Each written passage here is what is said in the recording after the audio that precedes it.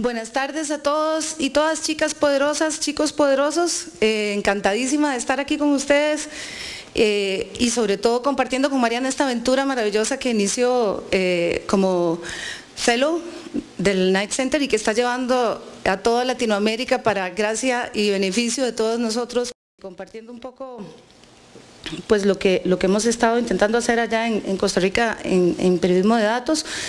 Les voy a contar un poquito, pues brevemente para los que no me conocen. Yo tengo 20 años de estar a cargo de la unidad de investigación en el diario La Nación de Costa Rica. Durante los primeros 15 años hemos hecho pues periodismo de investigación tradicional en el sentido de que básicamente lo que hacemos es seguir un lead y bueno, ir investigando, hurgando hasta encontrar conclusiones relevantes que convertimos en noticias, y a lo largo de estos años más de 50 causas criminales en varios países, no solo en Costa Rica, en Inglaterra, Francia, Finlandia, Estados Unidos, se han iniciado contra políticos y empresarios y demás, sobre todo relacionado con causas de corrupción. Todo esto relacionado con el trabajo de investigación que el equipo ha desarrollado durante estos años.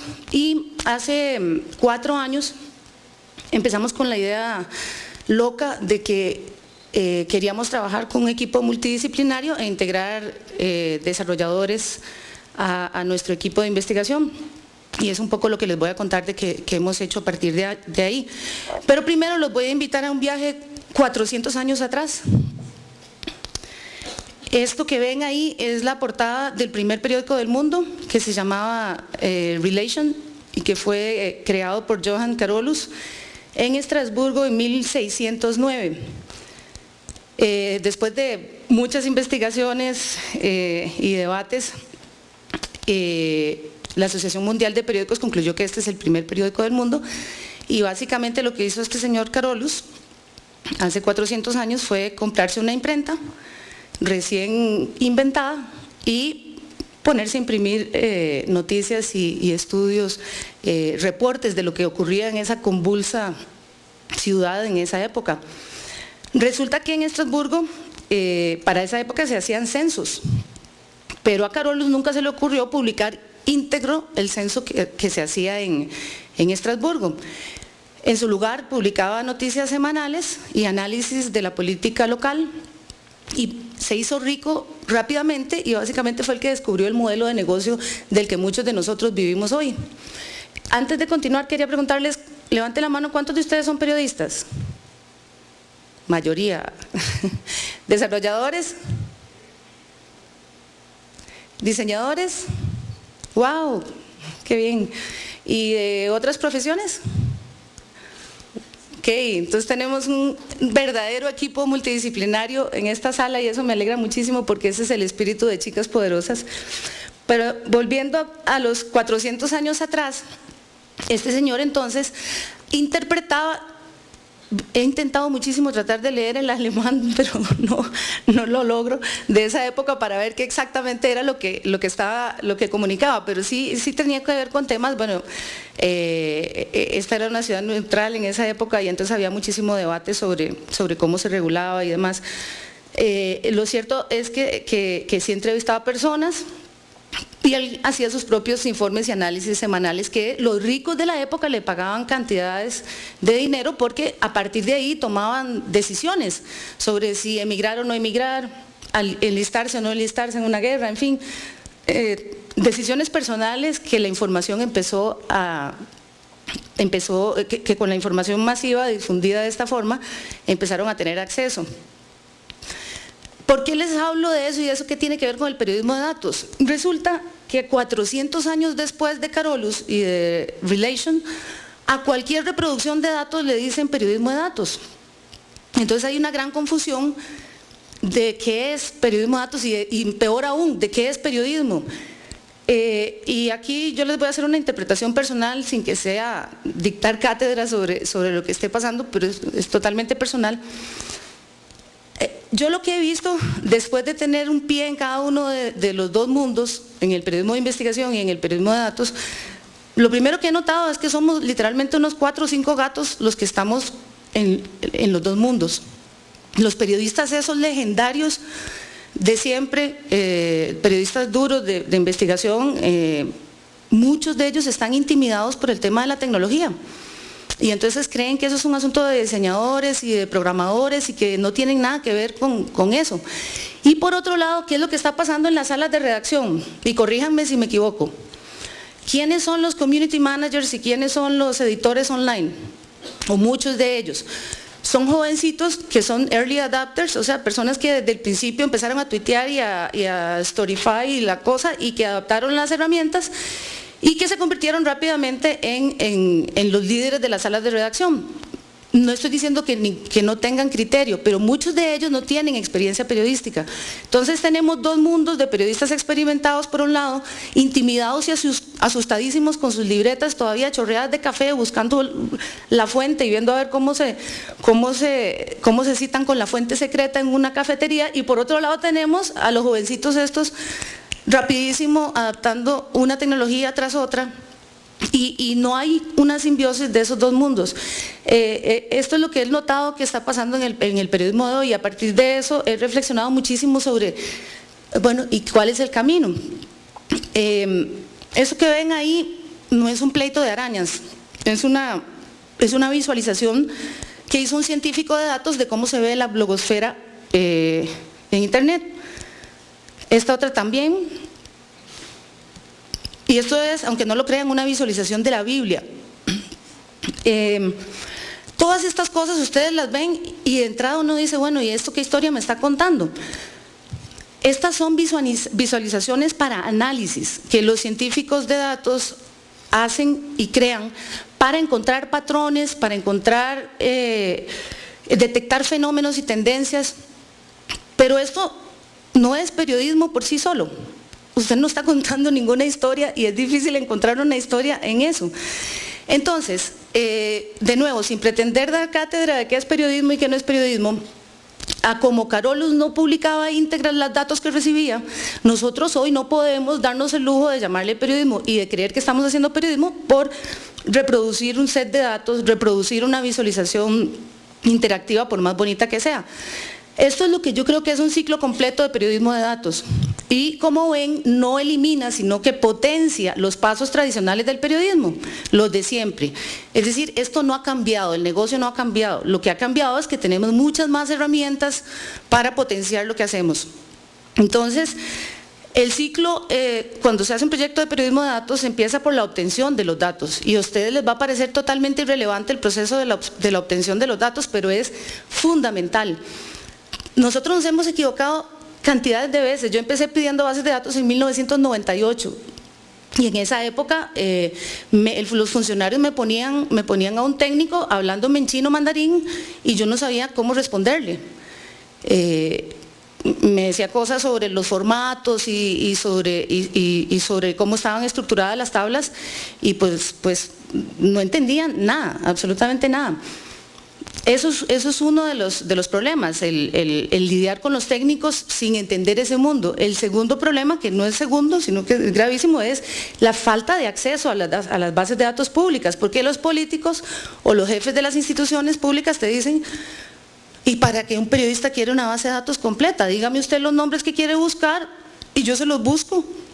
Entonces cuesta un mundo explicar ¿por qué necesitamos un set de datos completo para entrevistarlo, para relacionarlo con otro set de datos? En fin, toda esa otra parte, incluso la parte legal, que nosotros, bueno, yo voy a la Corte muy frecuentemente, hemos ya casi todos los recursos de amparo que hemos presentado a la Corte Constitucional los hemos ganado, y a base de esa inversión es que hemos tenido cantidades de acceso a datos públicos que hoy estamos utilizando en nuestro trabajo.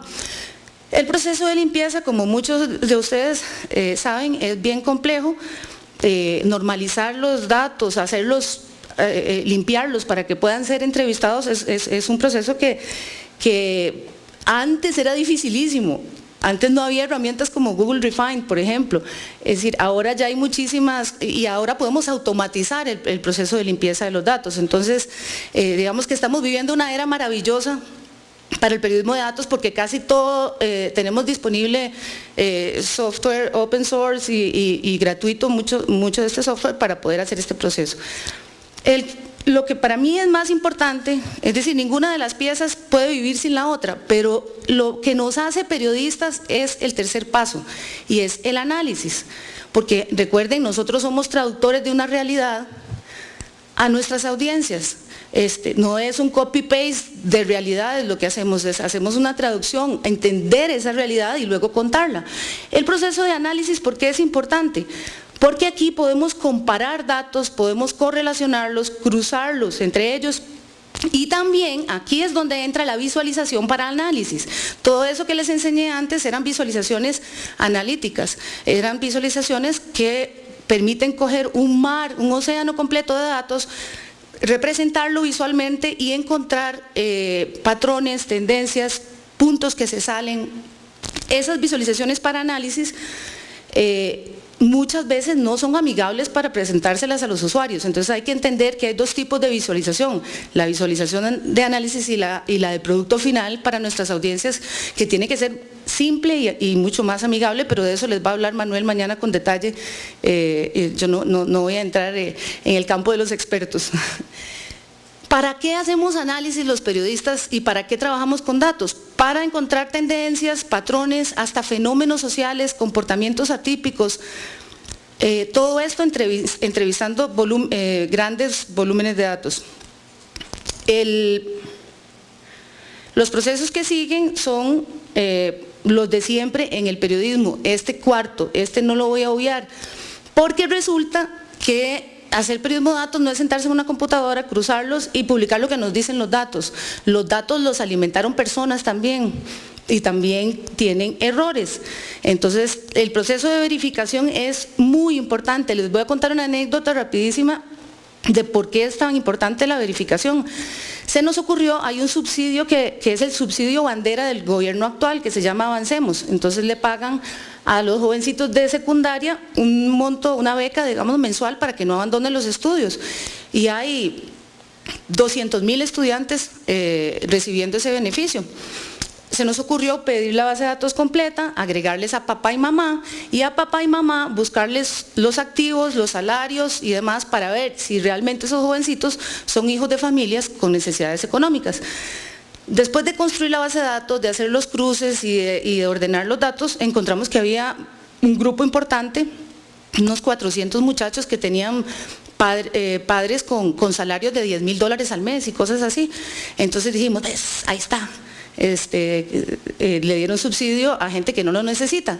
¿Qué pasó cuando nos fuimos a la calle a hacer el reporteo de siempre, a verificar y a buscar a esos muchachos? Estaban viviendo en total pobreza y estaban los muchachos con sus madres. Empezamos a hacer el análisis ya con la tabla de los filtrados, de los resultados, y encontramos que eran padres, varones, hombres, que se habían vuelto a casar o que nunca se casaron con la mamá del niño beneficiado, y básicamente los inspectores sociales llegaban, verificaban que estaban en pobreza, le daban el subsidio al muchacho, pero nadie preguntaba dónde está el papá. Entonces lo que encontramos fue un fenómeno social de que el Estado ni nadie se preguntaba qué pasaba con los papás de esos muchachos. La historia, si la hubiéramos publicado sin reportear, hubiera sido una. Y haciendo el proceso de reporteo fue totalmente diferente. Encontramos un fenómeno, como les digo, donde nosotros los ciudadanos estábamos subsidiando a una partida de papás irresponsables y el mismo Estado ni siquiera estaba preguntando por ellos. Bueno, la visualización es la última fase, donde ya ahora sí planteamos una visualización amigable, simple y sencilla, donde queremos contar la historia que encontramos después del análisis. Este es un buen ejemplo reciente de ProPublica en la campaña electoral presidencial en Estados Unidos el año pasado, de qué es el ciclo completo de periodismo de datos.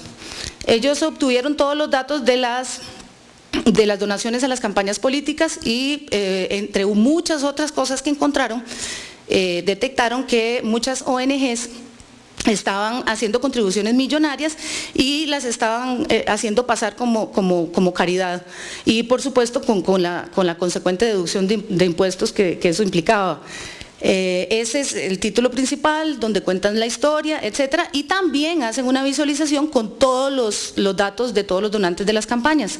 Entonces, como ven, tenemos el lente amplio donde se encuentra una conclusión concreta, relevante a partir de datos, y por otro lado la visualización donde ya la audiencia o el usuario puede entrar y ya crear sus propias historias y ver en detalle quiénes fueron los donantes y demás. Pero resulta que en este mundo, que es maravilloso, yo no estoy criticando que estemos todos metidos, al contrario, lo que está pasando, lo que quiero hacer es un mea culpa de los periodistas nos estamos quedando atrás, porque creemos que esto es un tema de diseñadores y que bueno, que ellos son los que tienen que decidir. Entonces pasan a veces cosas como estas, por ejemplo, que yo lo llamo, es una organización de datos y es bastante útil. Entonces, tenemos el proceso de obtención, de limpieza, de organización y de visualización, pero no hay ningún análisis. Este es un ejemplo del Guardian, que tiene ejemplos geniales, de una nota que se hace en 2-3 minutos con la lista de todos los ganadores de los premios Nobel. El día que se anunciaron los premios Nobel de la Paz, el Guardian publicó esto a primera hora, bastante útil, con quiénes habían sido los ganadores del premio Nobel y cuáles países habían ganado más el premio Nobel. Eso es una visualización de datos y acompañada de una tabla también de pues, todos los ganadores de los premios Nobel desde 1901. Pero, de nuevo, no hay ninguna conclusión ni un análisis de los datos. Esto no es ni bueno ni malo, sencillamente que en una estrategia completa de trabajo con datos podemos tener repositorios, simples repositorios de datos, pero eso por sí solo no es periodismo de datos. También hay otros que hacen esto, visualización. Nada más obtienen los datos, los limpian y los visualizan. Este ejemplo, cuando lo vi, honestamente yo me impresioné muchísimo porque, vamos a ver si puedo entrar a internet.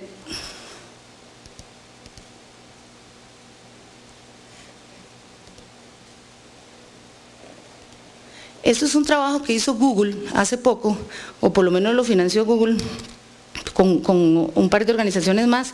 ¿Qué hicieron? Obtuvieron la base de datos completa que eso está disponible ahí en Naciones Unidas, del comercio de armas en el mundo, desde 1992 hasta el 2010, y crearon una visualización interactiva que esperemos a ver si carga.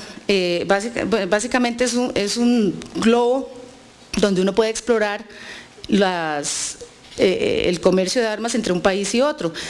Y es como ciencia ficción, es decir, el desarrollo, la interfase es bastante llamativa, pero resulta que no permite comparar un set de datos con otro, es decir, está más orientado al diseño que a la usabilidad. Entonces, yo me puse a investigar y efectivamente no hubo ningún periodista ni nadie con criterio periodístico detrás de este proyecto.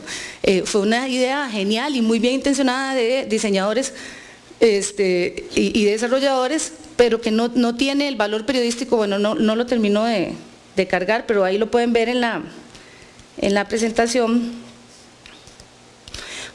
Es un globo grande, entonces uno en 3D lo puede explorar y entonces, por ejemplo, haces clic en Estados Unidos y te tira líneas de colores hacia los países donde Estados Unidos tiene comercio con armas, pero cuando te vas al otro país no puedes ver ni siquiera en rollover cuál es el nombre de ese otro país. Sencillamente hay que hacerle clic, con lo cual se quita la consulta original. En fin, es un ejemplo de una cosa que está muy bien, pero que no permite lo que el análisis debe permitir, que es comparación y encontrar conclusiones a partir del análisis de datos. Entonces, en conclusión, no es buen periodismo hacer esto. ¿Cómo se reconocen artículos o publicaciones que no tienen nada de periodismo, pero sí mucho de interactividad? Normalmente los títulos están hechos de preguntas, no sé cuántos están familiarizados, pero ustedes entran a un sitio y se encuentran titulares hechos de preguntas. Encuentre aquí, ¿quién será el que más gastó en la campaña electoral del año pasado? A ver, a mí me parece un total irrespeto depositarle a nuestra audiencia, si para eso es que nos pagan para hacer el trabajo a nosotros, de encontrar las conclusiones. Es un total irrespeto depositarle una pregunta en un título a nuestra audiencia. Eso no es buen periodismo. Tampoco es buen periodismo invitar a la audiencia a que busquen un mar de datos sin ninguna guía. Eso es una reproducción de datos, pero nosotros tenemos que hacer nuestro trabajo, y nuestro trabajo consiste en buscar en los tesoros escondidos en ese océano de datos. Y esta imagen representa qué es lo que tenemos que hacer. Tenemos una piedra negra llena de minerales escondidos, y tenemos que pulirla para encontrar los tesoros que están ocultos.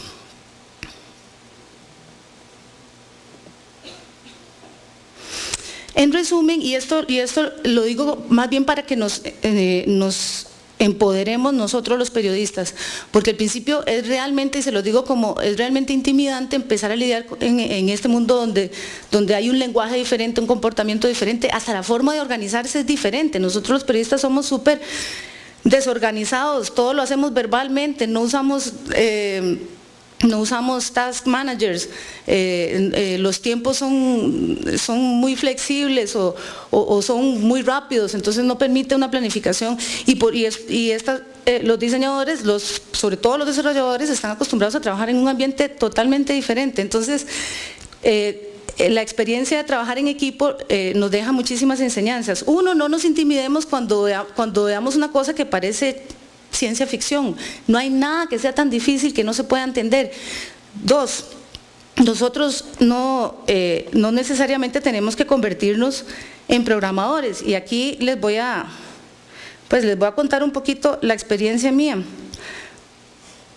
Yo estaba así amateur desde el 99, trabajando con Access y con aquellas herramientas rudimentarias que teníamos en esa época.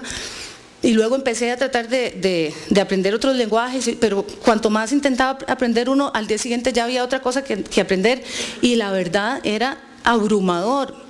Era abrumador pues pensar en que una sola persona pudiese hacer todo y bien, todo el proceso de lo que era una verdadera investigación con datos.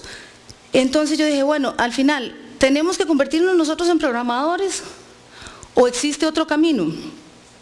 Y ese otro camino es el que tomamos hace 4 años. Hay uno que es convertirse en programador, y hay muchísimos que lo han logrado y que manejan fluidez en lenguajes informáticos y también en criterio periodístico. Pero el camino más corto y el más sabroso, créanme que el más sabroso, es trabajar en equipo. Desarrolladores, diseñadores y periodistas. Y eso es lo que hemos intentado hacer en el equipo en La Nación. Entonces, para coger el camino corto, ¿qué se necesita? Hay que aprender a hablar en ingeniero, o por lo menos entender.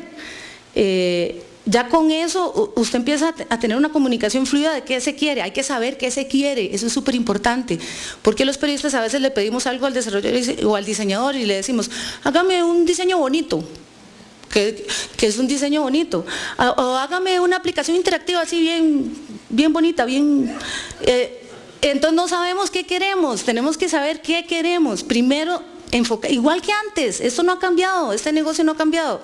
Igual que antes, entender cuál es la historia que voy a contar. Cuando yo la tengo clara, ahora sí me siento y hablo con el diseñador, me siento y hablo con el programador, y los escucho y los trato de entender para poder entre todos llegar a una conclusión buena. Esto es más o menos hace 4 años nos veíamos así. En la imagen de arriba, así veían los periodistas a los pobres 2 desarrolladores que fueron los primeros desarrolladores en la redacción, como unos bichos raros totalmente. Para poder crear este equipo fue bien complicado. Incluso la gente de tecnología me decía, no, usted envíeme un request y nosotros, de qué es lo que quiere, y los desarrolladores que están en otro edificio le van a hacer el desarrollo. Bueno, lo que hice fue pues precisamente eso y les probé que no funcionaba así.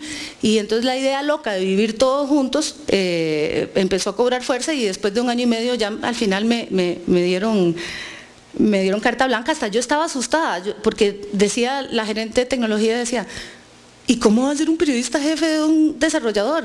Es decir, eso es una cosa totalmente imposible.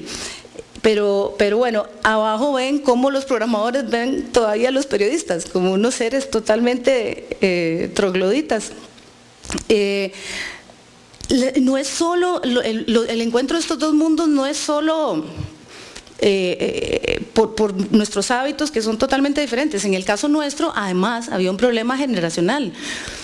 El equipo de investigación siempre ha estado constituido por 3 periodistas, incluyéndome a mí, todos unos viejos dinosaurios de un montón de años de trabajar como periodistas, y los desarrolladores eran, y todavía, 2 jovencitos, así clásicos nerds, que cuando nosotros estábamos publicando las investigaciones de los expresidentes, ellos estaban en la escuela primaria. Es decir, aquello era un arroz con mango, como decimos en Costa Rica, y el experimento pues realmente sí asustaba, que era lo que iba a pasar.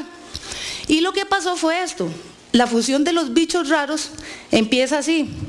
En la etapa 1, el periodista llega inyectado con pasión, que es una de nuestras características, olfato y narrativa, la mayoría. El programador aporta disciplina, por supuesto conocimiento de lenguajes de programación y manejo de herramientas. En una etapa 2, ¿qué fue lo que empezó a pasar? Que el periodista empezó a adquirir un poquito de disciplina y el programador pasión. Ya se empezaron a despeinar. En la etapa 3, la fusión se va haciendo todavía más profunda y el periodista pues ya empieza a manejar un poquito de herramientas y el programador empieza a adquirir olfato periodístico. Y hoy les puedo contar que los programadores que trabajan con nosotros son más periodistas que muchos de los periodistas que yo conozco, y ellos mismos están desarrollando proyectos solos como desarrolladores y periodistas, y eso sí es verdad. Es más fácil convertir a un desarrollador en un muy buen periodista que a un periodista en un programador. Pero bueno, lo que sucede es que esta fusión lo único que hace es potenciar el periodismo. Entonces no hay que ver con miedo el tema de trabajar en equipos multidisciplinarios. Desde entonces y hasta hoy estamos también trabajando muy de cerca con Manuel Canales y todo el equipo de infografía, y entonces no es solo que convivimos juntos y que nos reunimos frecuentemente, sino que desde que nace un tema, en la reunión estamos todos. El diseñador aporta ideas de cómo reportear, el programador aporta ideas también, el periodista, y eso es lo que ha enriquecido el trabajo en equipo y potenciado realmente lo importante que son las buenas ideas para hacer periodismo. Tenía un jefe que me decía, es que no es la flecha, es el indio, y es buenísima la frase. O sea, usted puede tener las mejores flechas calibradas de la mejor forma, que si el indio no sabe tirar una flecha, de nada va a servir. Entonces no es un tema de herramientas, no es un tema de tecnología, el criterio periodístico sigue siendo importante, y eso hay que tenerlo claro, y no hay que intimidarse por lo difícil que pueda parecer, digamos, el tema de la tecnología. Esto es otro ejemplo de ProPublica. No me voy a detener mucho acá, pero básicamente a partir de análisis con bases de datos encontraron que hay una brecha en las oportunidades de educación en Estados Unidos. Este otro es uno del Washington Post hace poco, que cogieron todas las declaraciones de patrimonio de los congresistas en Estados Unidos y lo cruzaron con los proyectos de ley en los que ellos habían participado en el Congreso, y encontraron, por ejemplo, un congresista que había promulgado y aprobado una ley para beneficiar el mundo de los hipódromos, y él tenía, y su familia tenían hipódromos. Entonces todo eso haciendo el cruce de datos. De nuevo, publican la historia periodística relevante con el título y aplicaciones interactivas donde la gente podía ir incluso y ver las inversiones de cada uno de los congresistas. Entonces, antes de continuar con qué es lo que hemos hecho allá, esto es lo más importante de todo, la gente. Ni un programa, ni un equipo de cómputo, ni nada es más importante que tener a la gente correcta e idónea y comprometida para poder tener éxito en lo que hacemos. Este es el equipo que tenemos hoy. Rigoberto es el experto en bases de datos, Matthew, que está aquí con nosotros y va a hablar más tarde, Matthew es el desarrollador web, Hazel Fallas, periodista, Ronnie también, periodista de datos, y la reina Mariana Santos, que está con nosotros, y Manuel Canales, que es nuestro aliado importantísimo en todo esto que hacemos. Ahora, ¿qué es lo que estamos haciendo? Bueno, la idea loca no era solo meternos todos en un cuarto, sino empezar a consolidar todas las bases de datos públicas que obtuviéramos. Entonces, desde hace 4 años yo pido citas desde la Presidenta de la República, los ministros, con todo el mundo, voy y pido todas las bases de datos públicas. Esta vez, como ya había ido tanto a la Corte, dije voy a apostarle un poquito más al lobby, a la negociación, al cara a cara, al ir y explicarles, vamos a hacer esto. Y ha funcionado mejor que estar yendo a la Corte tantas veces con el consecuente gasto de tiempo. Casi el 99% de las bases de datos que pido hoy, también es que al haber ido a la Corte tantas veces creó ya un precedente. Entonces, por ejemplo, yo llego al Seguro Social o a cualquier lugar a pedir datos y dicen, ay, ahí viene la loca de las bases de datos. Entonces y ya saben que hemos ganado todos estos recursos en la Corte y entonces ya se ha creado un camino sobre el cual podemos empezar a cosechar. Es importante cuando les dicen que no, usar todos los mecanismos legales, no se dejen que les digan que no, ay no, es que no, porque es información, no, vayan y lean la ley. Si la ley dice que esa información es pública, exíjanla hasta donde tengan que exigirla. Entonces, hemos hecho eso, obtenemos entonces las bases de datos de las instituciones a partir de hablar con los jerarcas, explicarles. Hay una fuente muy importante que los periodistas nunca usamos. A ver, ¿cuántos de ustedes periodistas, por ejemplo, tienen como fuente al jefe de tecnología de alguna institución? ¿O algún técnico? ¿Sí? Bien. Bueno, nadie sabe cómo se llaman los técnicos de las instituciones, nadie nunca los busca, porque buscamos a los políticos siempre, y los políticos son los que menos saben de nada. Es decir, aquí al que hay que buscar es al técnico, y el técnico es el que tiene los datos, el que entiende realmente el negocio. El político lo cambian ahí cada 4 o 6 años. Entonces, hay que cambiar también la mentalidad de quiénes son nuestras fuentes ahora. Ya nosotros no vamos con una grabadora para ponérsela de chupeta a un funcionario a que nos diga lo que quiere decir. Tenemos que entender que hay un mar de datos que entrevistar y que ese es un tesoro que está ahí pendiente por descubrir. Entonces, la información que no nos dan por las buenas, nos vamos a la Corte, y si tampoco funciona en la Corte, roboteamos. Es decir, hacemos scraping, que es lo que vamos a aprender con Michael más adelante. Nosotros estamos haciendo scraping o roboteando permanentemente bases de datos públicas. Por ejemplo, la Corte nos dijo que no nos iba a dar la base de datos de sentencias criminales. Y nos dicen, no, está ahí disponible en línea. Entonces entramos, programamos un robot, que ya se los voy a enseñar, y el robot extrae, lo dejamos corriendo en la noche, es más o menos como ordeñar. Lo dejamos corriendo en la noche y dependiendo de cuán grande sea la base de datos, después recolectamos la información y ya empezamos a procesarla. Entonces, toda esa información la consolidamos y la metemos en un servidor y la tenemos ahí disponible para el análisis. ¿Qué pasó? Tenemos más información pública consolidada que el mismo gobierno, aunque no me lo crean, que es el dueño de los datos. Esto a lo largo de 4 años de estar recolectando y recolectando bases de datos de aquí, de allá, otro pedacito por acá.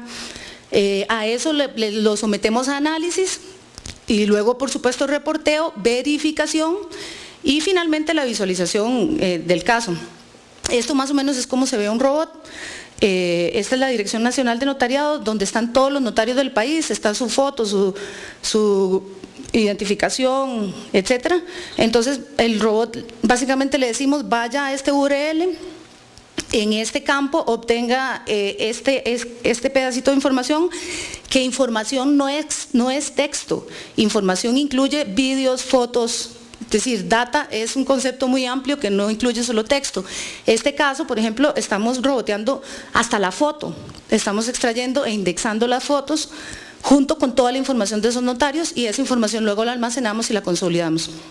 O sea, así como se ve más o menos un robot corriendo a como los estamos trabajando.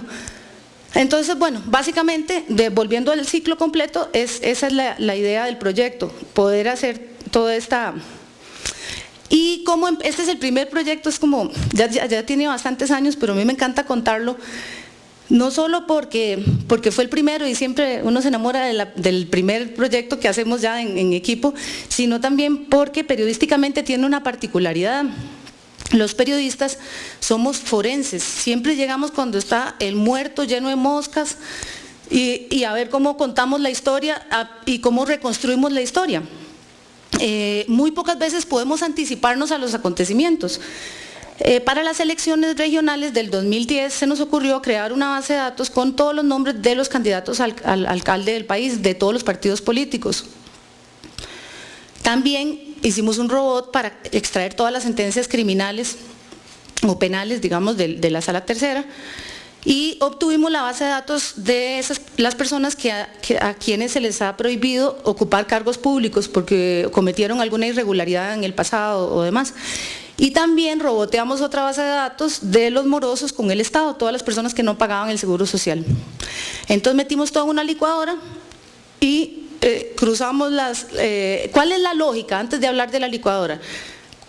Estas personas que están aquí, o sea, candidatos, no deberían estar en estas otras 3 sets de datos. Y entonces lo que hicimos es un simple match. ¿Y qué pasó? Aparecieron personas, candidatos que tenían hasta 10 sentencias penales acumuladas, que habían estado en prisión toda su vida, condenados por secuestro extorsivo, por fraude, por robo, por simulación y todo tipo de delitos. Había 27 de estas personas que habían sido inhabilitados para ocupar cargos públicos y a pesar de eso estaban ahí nominados. Entonces, eso lo publicamos una semana antes de las elecciones. Yo le digo esto, periodismo profiláctico, porque es como anticiparse un poco a la... Y bueno, lo publicamos con un mapa interactivo donde todos los ciudadanos podían entrar y buscar sus regiones y los angelitos de cada una de sus regiones. Pero bueno, hicimos eso y muy bonito todo, pero si no usamos los datos más, el concepto original del modelo que empezamos hace 4 años es 0 desperdicio de datos. Si no utilizamos los datos o no los reutilizamos, pues estamos desperdiciando información y la información es plata y es conocimiento y es todo. Es decir, hoy en día los datos son ya considerados capital de trabajo, igual que el capital humano o el capital, el dinero, es decir, ya los datos tienen ese nivel. Entonces, motivados por esa idea, cualquier set de datos es un nuevo ingrediente, aunque sea viejo. Entonces, por ejemplo, si ya teníamos las sentencias penales, ¿qué más podemos hacer con eso? Podemos obtener la base de datos de los maestros activos y preguntarnos, bueno, ¿habrá pedófilos trabajando de maestros? O si ya teníamos los morosos de los que no pagaban al Estado, ¿cuál sería una pregunta periodística que también nos podemos hacer? Esta gente no le está pagando al Estado, no me diga que el Estado le está contratando cosas. Bueno, eso es otra hipótesis de trabajo para empezar a trabajar con datos. Pero si ven, aquí estoy usando los mismos sets de datos que usamos antes para la otra cosa. Entonces, si uno empieza a pensar así, dice, uy, se pueden reutilizar los datos, se puede reaprovechar. El nivel 3 es el que logramos ahora, que es 0 desperdicio de datos. ¿Por qué? Porque todos los datos viven juntos.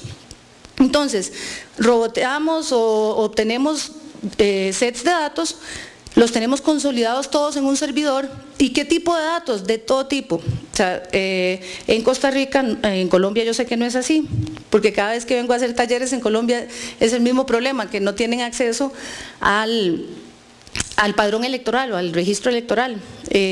Allá sí, entonces tenemos la dicha de que podemos tener las cédulas de todas las personas del país, nacimientos, divorcios, toda esa es información pública que está disponible en la página web.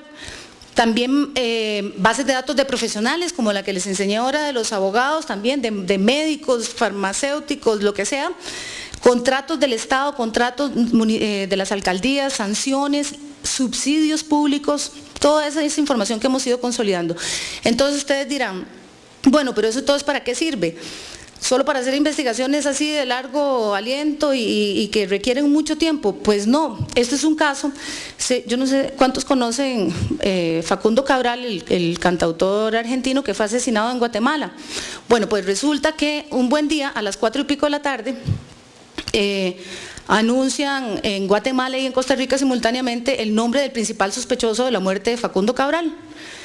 Y es el famoso Palidejo, es un costarricense que se llama Alejandro, y que el fiscal general, cuando dice el nombre, resulta que hay un homónimo. El gerente del año, en los últimos 3 años, se llama igual. Y entonces muchos medios empezaron a vincular a este señor con el crimen. Al final, nosotros lo que hicimos, decirle al periodista que estaba ahí, dígale al fiscal que pida la cédula. Con el número de cédula, 1 minuto y medio después, ya teníamos este mapa que, si lo amplío un poquito aquí, básicamente, 1 minuto y medio después ya sabemos con quién se había casado, cuándo se casó, cuándo se divorció, el segundo matrimonio, las casas, las propiedades, las compañías que creó, en fin, toda esa información la tenemos ahí consolidada y con una sola consulta ya podemos tener acceso a ella. Ok, así fue como empezamos y ese fue el concepto original, el cero desperdicio de datos. Ahora el modelo está un poquito reloaded, ¿verdad? Ya le hemos ido agregando como cosas.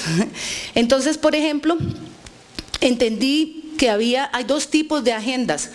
Es decir, nosotros, para recordarles, venimos del periodismo duro de denuncia, de investigación. Entonces, con lo que empezamos a hacer era ese tipo de cosas.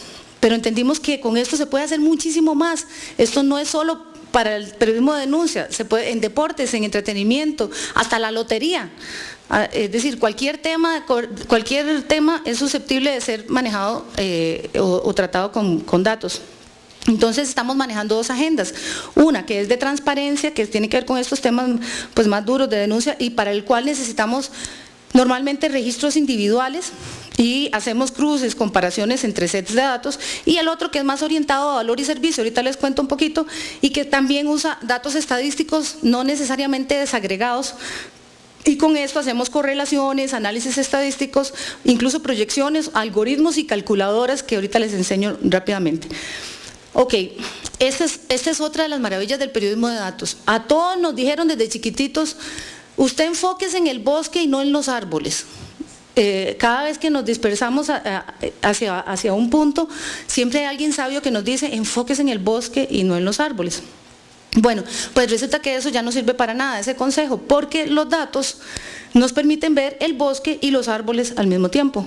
Y aquí les enseño un ejemplo. Conseguimos las bases de datos completas, los registros individuales sin nombre, ¿verdad? De todos los estudiantes que aplicaron, todos los estudiantes de secundaria que aplicaron para ingresar a la Universidad de Costa Rica, que es la universidad más importante. Después de hacer un análisis, bueno, la limpieza fue súper tediosa, el análisis también, pero básicamente la conclusión general es que estos estudiantes provenientes de colegios privados tienen el doble de opción de ingresar a la universidad pública que aquellos que vienen de colegios públicos. Entonces, esta infografía que el equipo de Manuel desarrolló y que ganó un premio Malogiev, explica, en una sola infografía se explica todo el proceso, el embudo por donde se van quedando los estudiantes y el proceso que van sufriendo. Digamos, la historia ahí está contada en esta infografía que se publicó en el impreso, pero además pudimos encontrar otras conclusiones, como que ellos, los estudiantes de colegios privados tienen más posibilidad de entrar a las carreras élite, y también hicimos el desglose geográfico y encontramos que las áreas de mayor pobreza y ruralidad son mucho más vulnerables a este fenómeno. Es decir, los estudiantes que vienen de esas zonas pues tienen muchísimo menos posibilidades, y entonces hicimos todos los gráficos y toda la representación visual de cuáles son las áreas que están más críticas. Eso es en el impreso. Ahora este es el web. Lo que vimos antes es el bosque, pero con los mismos datos, o sea, no con otros datos, con esos mismos datos podemos mostrarle a la audiencia los arbolitos. ¿Y cuáles son los arbolitos? Pues hicimos una aplicación interactiva que en ese tiempo no teníamos a Mariana y que no trabajamos con Manuel, entonces le hicimos ahí como pudimos, con todos los colegios del país, públicos y privados, donde la gente podía entrar, consultar este ranking y encontrar del primero al último cuáles tenían mejor desempeño. Para esto se hicieron unos cálculos que no los voy a aburrir porque es muy cansado, pero se permitió construir un ranking que encontró que los colegios científicos públicos tenían mucho mejor rendimiento que los privados. Y publicamos ese ranking y una aplicación que permitía comparar hasta 10 colegios en diferentes indicadores. Entonces la gente se volvió loca compartiendo en Facebook y en Twitter. Entonces, porque fue un tema que le interesó a todo el mundo. A los exalumnos de los colegios se peleaban entre ellos a ver cuál estaba en el colegio mejor. A los alumnos, a los papás, a los profesores, a todo el mundo. Y pasaron cosas que no nos esperábamos. Hay un colegio privado que cobra una fortuna al mes y que los papás hacen un gran esfuerzo por pagar, y quedó entre los últimos lugares en desempeño. Y entonces se armó un alboroto, las señoras mandaban cartas, que qué barbaridad y tal. O sea, eso es, imagínense, información y datos que estaban ahí muertos en un computador, que después de todo este proceso tuvieron una utilidad concreta para mucha gente. Este ya es el último producto que hicimos con los mismos datos. Esto es una calculadora que lo que hace es básicamente, esto se publicó poquito antes de que se realizara el examen de ese año. Entonces, uno puede llegar ahí y decir, bueno, con esta nota que tengo de presentación, la nota de presentación es como la nota de los últimos 2 años del colegio, ¿cuánto necesito sacarme en el examen para poder entrar a medicina, a derecho o a cualquier otra carrera? Ok, entonces, claro, el asunto del bosque y los árboles, el modelo, después entendimos que hay 4 niveles de lectura, porque todo lo hacíamos al principio, eran como redactábamos unas cosas larguísimas, después empezamos a hacer unas visualizaciones súper alagartadas, tiesas, muy poco amigables, que usábamos flash al principio, en fin, todo esto ha sido un proceso de aprender y de equivocarse. Ahora entendimos otra cosa, ahí tenemos no una audiencia, tenemos muchas audiencias. Entonces hay una audiencia que son los jóvenes, y los jóvenes quieren todo así rápido y que no les cuenten cuentos largos. Entonces para ellos estamos haciendo vídeos como este, ahora les pongo otro. Esto es un reportaje que publicamos hace menos de como un mes, con los datos del censo sobre reciclaje. Entonces, para resumírselo, el censo le preguntó por primera vez a los ciudadanos si reciclaban o no, si separaban su basura o no. Y por otro lado hay una ley que les exige a los municipios o a las alcaldías mantener esa basura separada y procesarla separada. Pues resulta que hay 40% de las alcaldías o de los municipios no volvían a mezclar toda la basura otra vez en el camión. Eso fue, digamos, el hallazgo principal. Entonces, se publica el vídeo cortito.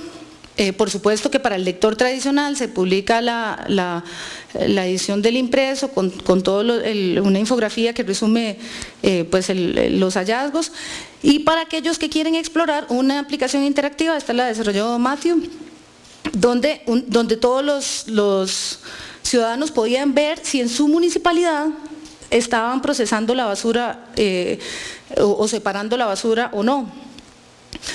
2% nada más de los residuos totales del país se estaban reciclando.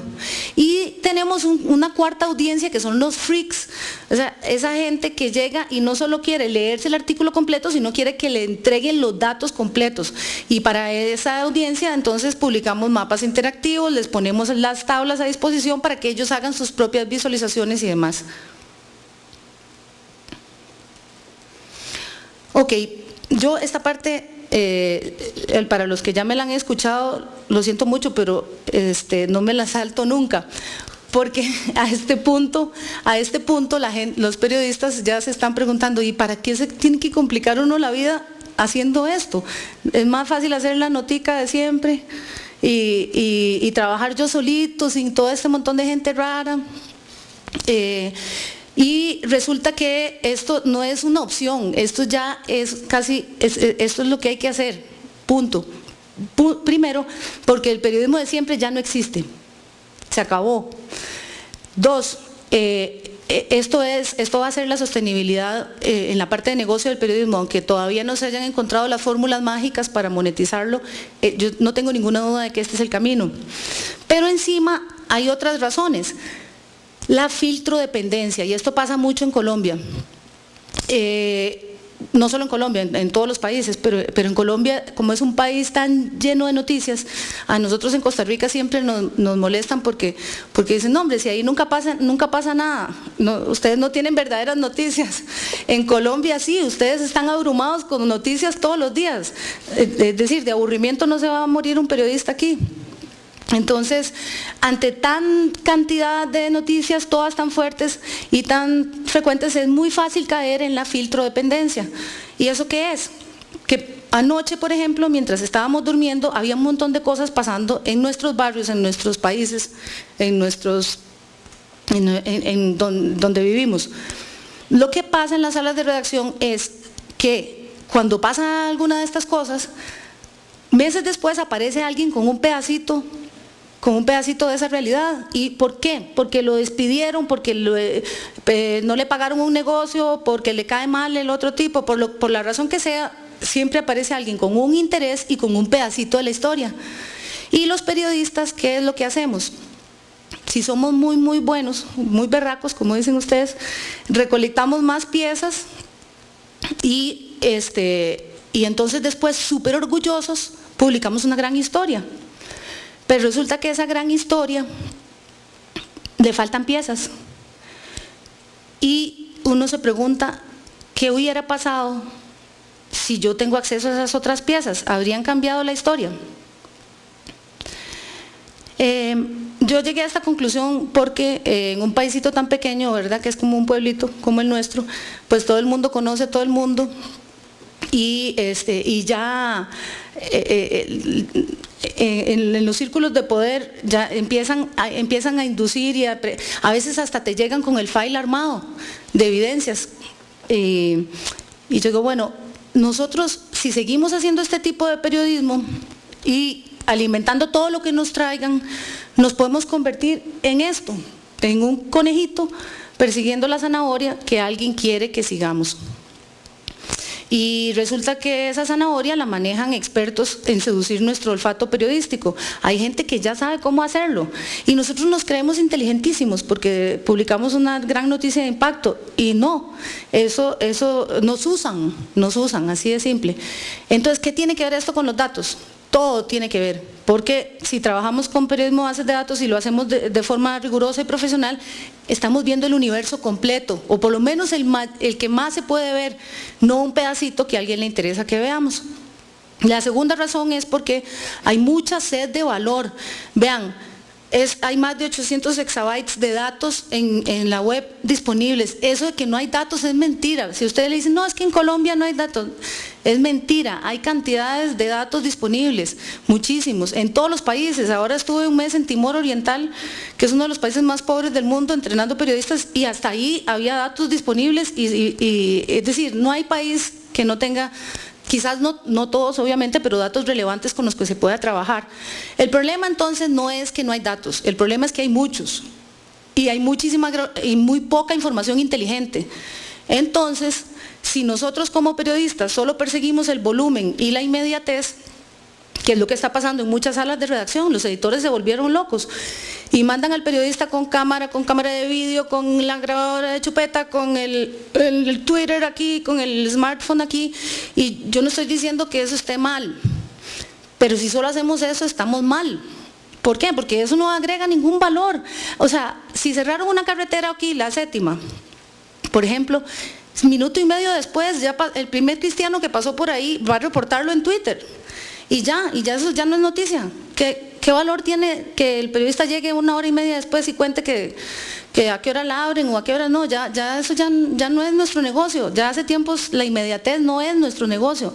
Entonces hay que entender que el periodismo de datos sí agrega valor, porque eso no es una cosa que usted se la va a encontrar de hoy para mañana. Además de que, como les digo, genera credibilidad y un modelo de negocio que está cada vez creciendo más. Y ya para terminar, bueno, contarles, aquí hay otro de los ejemplos, este lo hicimos hace poco, pero lo que me interesa no es, o sea, no estoy presentando esto como el ejemplo mayor del periodismo en el mundo, les cuento estas historias para porque primero, porque sé cómo fue que se gestaron y para que vean en concreto qué es lo que se puede hacer con datos, que no es una cosa abstracta ahí. Con datos podemos hacer cosas como estas. Resulta que en las escuelas del país, y escuelas y colegios, el ministro de Educación llegó y dijo un día, es que parece que los directores de las escuelas están inflando la matrícula. ¿Por qué? Porque cuanto más estudiantes tengan, más se les eleva el rango a los directores de escuelas y consecuentemente más salario ganan. Entonces hay un incentivo perverso para inflar la matrícula. Pero por otro lado, el Ministerio de Educación, ¿cómo registra a los estudiantes? En unas listas sin nombres, o sea, cada director dice 300, 400 y no dice quiénes son. Entonces, ¿qué hicimos? Cogimos el censo del 2011 versus matrícula del 2011. ¿Cuál es la lógica detrás de esto? No puede existir más estudiantes, no puede haber más estudiantes matriculados de los que existen, ¿cierto? Y bueno, pues sí había. Entonces, esta es una... Ay, ¿por qué le había quitado el volumen?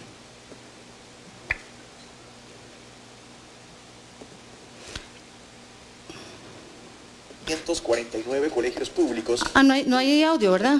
O académicos. ¿Sí escuchan? Ok, ahí va. ¿Cuántos estudiantes hay realmente en las aulas? 695 no hay audio, según ¿verdad? el censo 2011. 730. ¿Sí escuchan? Ok, ahí va. 743 escuelas públicas y 649 colegios públicos, nocturnos, técnicos o académicos. ¿Cuántos estudiantes hay realmente en las aulas? 695.000 según el censo 2011, 735.000 según el MEP, es decir, una diferencia de más de 40.000 estudiantes. Pero, ¿por qué tanta diferencia? La hipótesis es que esos más de 40.000 estudiantes reportados como matriculados en realidad no existen. Se trata de los estudiantes fantasma que, con o sin intención, los directores de los centros educativos incluyeron en los reportes de matrícula inicial y de medio periodo que se envían al MEP. Estos informes solo incluyen cifras totales y no indican los nombres ni el número de cédula de los estudiantes. Estos alumnos fantasma inflaron la matrícula en casi un 6%, es decir, 6 de cada 100 estudiantes en el país no existen. ¿Y en qué afecta esto al país? En cada escolar el gobierno invierte 1.150.000 colones y en un colegial 1.300.000 colones. Por lo tanto, la inversión en estudiantes fantasma alcanzó un total de 49.000 millones de colones.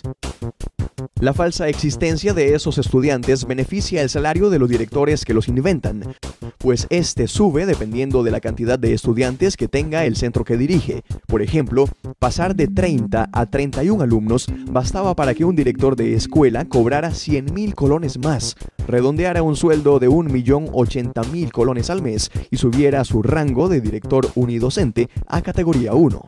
Esta situación también afecta la distribución de dinero para comida y transporte, quitando recursos a aquellos centros educativos donde realmente sí se necesitan esas ayudas. ¿En qué se pudo invertir el dinero? Se pudo haber pagado durante un año el salario de 5.000 profesores de inglés para escuelas completa y que normalmente hacemos correr en redes sociales y demás.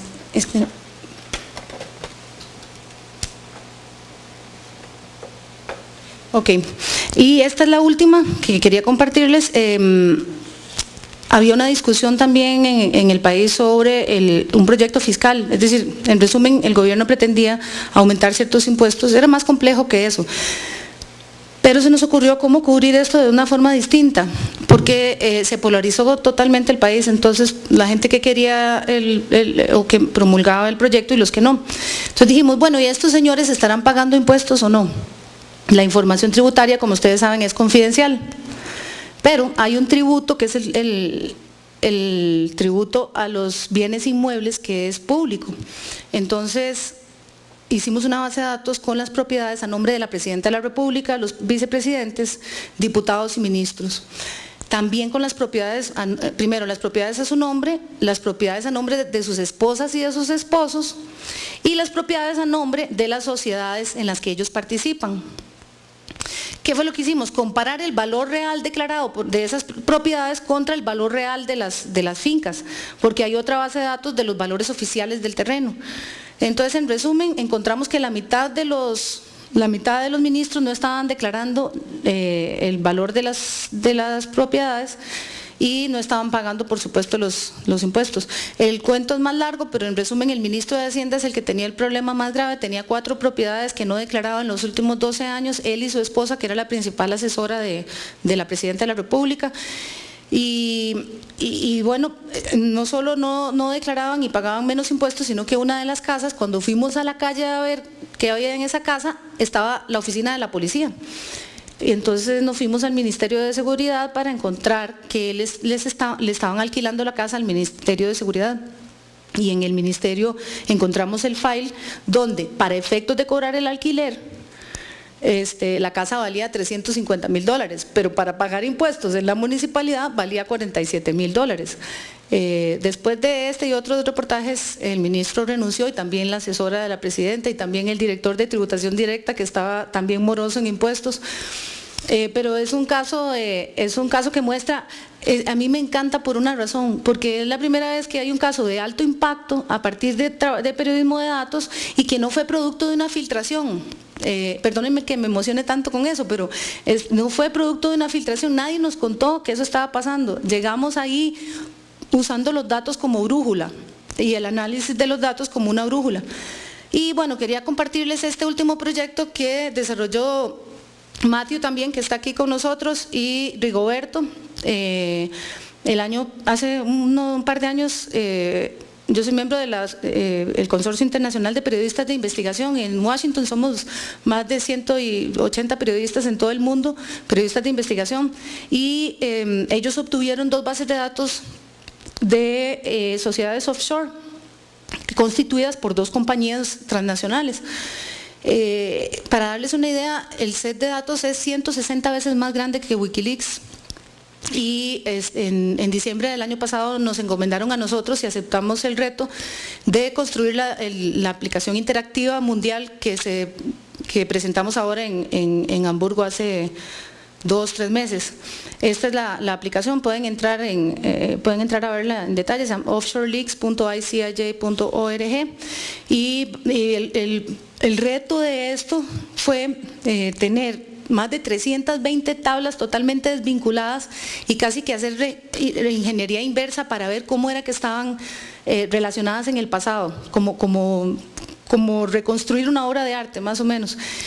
Una vez que eso se reconstruyó, se empezó a limpiar y a buscar relaciones, y después Matthew pues desarrolló toda la parte de visualización de las redes, que como ustedes pueden ver establece vínculos entre personas, empresas y representantes. En el tema de valor, todos estos tienen que ver más con transparencia. En el tema de valor, pues hemos hecho cantidad de cosas, no los voy a aburrir con más trabajos, pero por ejemplo aquí con la base de datos completa de los crímenes, y encontramos varios hallazgos que no sospechábamos sobre los lugares con mayor índice de criminalidad, y dependiendo del tipo de delito y de la zona. De nuevo se publicaron 5 reportajes con varias visualizaciones donde la gente podía ir y buscar su zona y ver cuáles delitos eran los de mayor incidencia. Y bueno, algunos otros trabajos más relacionados con el tema de valor, el de educación, etcétera, y otros pues que están en proyecto, todos basados en la extracción, procesamiento y análisis de datos. Pero mejor los dejo hasta aquí y les agradezco muchísimo el tiempo y su paciencia.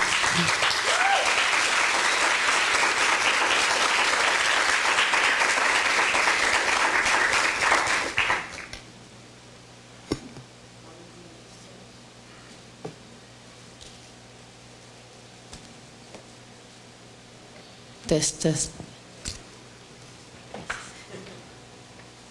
Buenas tardes. Yo quisiera preguntarte 2 cosas en particular, porque sé que hay muy poco tiempo. A mí me llamó la atención algo de lo que tú hiciste ahí o de lo que tu equipo hizo, y fue el tema de los alcaldes, de cruzar información donde se mostraba a los alcaldes. Es decir, yo lo pensaba para el caso colombiano y sería absolutamente fabuloso si se pudiera hacer con alcaldes, gobernadores, presidentes, o sea, imagínense toda la información que tendría. Sí, es decir, se cambiaría la historia de las elecciones en Colombia, creo yo. No sé si ustedes lo piensan así. Por aquí está Gina, ya se fue Gina Morelo. Ah, bueno, pues que ya, yo creo que ya ellos lo hicieron ¿verdad?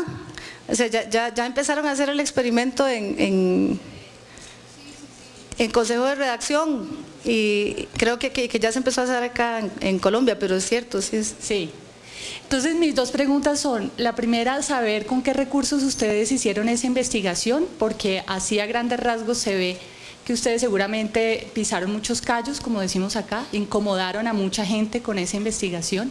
Entonces, ¿con qué recursos ustedes pudieron hacer esa investigación? Y la segunda pregunta es saber qué consecuencias trajo la investigación, si la gente, el común de la gente dijo, bueno, aquí yo no voy a votar por o vamos a cambiar las elecciones. Gracias por la pregunta. En realidad este trabajo en particular, por eso es que a pesar de que es el primero y hemos hecho un montón, lo sigo poniendo como ejemplo porque aquí cometimos todos los errores que uno puede cometer. De camino los fuimos arreglando, pero lo más sabroso es encontrar, por ejemplo, yo en mi mente me había imaginado todo eso facilísimo. Conseguimos esta base de datos, la cruzamos con la otra, tal, éramos dos periodistas trabajando en el tema. Bueno, en esa época teníamos solo un desarrollador que nos estaba haciendo toda la parte de minería, limpieza y demás. Bueno, lo primero es que la limpieza y la minería no fue tan fácil, es decir, los datos estaban todos desordenados, digamos, ya solventamos eso de una forma muy manual, ya ahora los procesos son más automatizados, éramos tres, en resumen, para responderte a tu pregunta. Pero ¿qué pasó? Cuando hacemos el match, o sea, cuando hacemos la licuadora entre todas las bases de datos, jamás nos imaginamos que iban a salir más de 450 matches, o sea, cruces, resultados positivos. Y entonces, ¿ahora qué hacemos? ¿Qué hacemos con 450 tipos? Había que montarse un call center prácticamente, porque recuerden que los periodistas, o sea, eso no es que se publica así ya.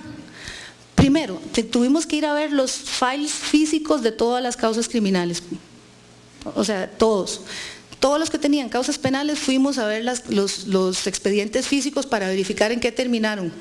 Entonces ahí pues el asunto se alargó más, tuvimos que pedir asistencia de colaboradores y ya para la parte de pedirles la reacción o pedirles el fairness, eso fue una locura. O sea, tuvimos que por primera vez con un equipo de voluntarios o de colaboradores montar literalmente un call center y entonces, por ejemplo, yo me senté a hacer las preguntas de lo que había y les hicimos un reporte a cada uno de los datos encontrados y lo que había que preguntarles e incluso las posibles respuestas que iban a dar y las posibles respuestas a las respuestas, es decir, todo lo grabamos, las 400 llamadas, consignamos todo lo que dijeron todos los candidatos, entonces fue un trabajo de chino que no nos esperábamos, o sea, no habíamos pensado en ese pequeño detalle y eso es uno de los problemas más grandes de trabajar con datos. ¿Cómo se resuelve?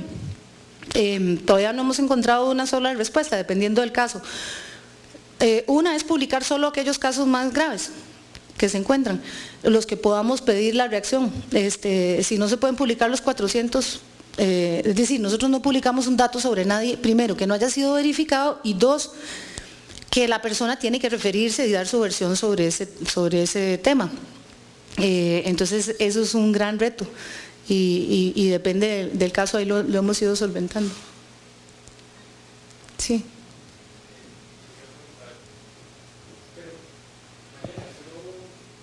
Una más que tenemos que avanzar. Yo quería preguntarte cuántas veces y cómo los han atacado, pues con ataques cibernéticos o nunca. ¿Cibernéticos? Sí. No, hasta ahora por suerte no. También hemos tomado muchas medidas de seguridad porque desde antes de empezar a trabajar con esto, desde antes de que llegaron los desarrolladores ya habíamos tenido bastantes problemas. Por ejemplo, alguien dentro del periódico nos había infiltrado. Eso en la época en que hacíamos investigación tradicional, tuvimos que hacer una red totalmente aparte. y de hecho uno de los técnicos que manejaba el CMS en el diario estaba contratado por un agente, me enteré por un juez que estaba haciendo intervenciones telefónicas.